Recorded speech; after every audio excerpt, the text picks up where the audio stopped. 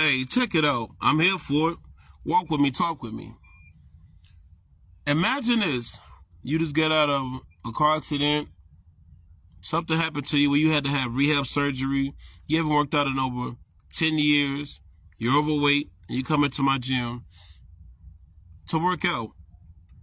And we do the warm-ups, and I start you with a 6-mile run. Would you be able to do it? Possibly, yeah. Will you be injured? Possibly, yeah. Will it seem like it'll put you in a bad situation before we even get to the workout? Chances are, yeah. Why would I start you off of something that I do, knowing that you haven't been here quite a amount of years, knowing that you got a surgery, knowing that you need some help? But I'm giving you what works for me. So I'm going to give you a 6-mile run to do, 50-pound dumbbells on each arm to chest press, do 4 sets of 25, deadlift 450 pounds, and I want you to push. Chances are you're going to get injured. Chances are you're going to get hurt. Chances are you're going to get discouraged, right? That makes perfect sense, right? So imagine that when you guys give advice to somebody. I had a person in my gym, a girl who wanted some advice or perspective. So another female responded from her pain, her trauma, what her mom went through, and gave her some advice. And I explained to her, you can't personalize a conversation with somebody. You got to keep it general, non-biased, fruitful, and you have to give it insight. You want to empower the person because based on that person's confidence, cultural base, social class, mentality is going to determine, or in that trust and what you're telling them, that it's going to work.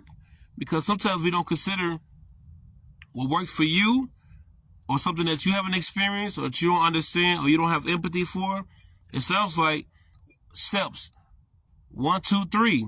For some people, it might be fractions. Some people might be a decimal situation. For some people, it might be calculus. So just like giving a college person who has an exam at a college level, and you pass that assignment off to an elementary student. We got steps for a reason. We have grades for a reason. We have a process for a reason. You can't give information out because it sounds good and you want to help. You're not going to see an electrician scrutinizing a roofer who's doing work. You're not going to see a concrete finisher going to a swimmer that's on an Olympic level and critiquing what they need to do different. Not saying they don't have that type of advice. That's not your scope. That's not what you specialize in. Speak from your experience. Add a disclaimer of things that you may or may not know. Because sometimes we get the wrong information out because we figure they're our friend, our family members, and we want to help. But you're really hurting. You're really damaging the person. You're really going to put the person in a worse situation they were before they came to you. Sometimes you got to be mindful. Sometimes you want to be humble. Sometimes you got to know when to shut up and sit back and pass the information on to somebody else. Point them in the right direction. That's all.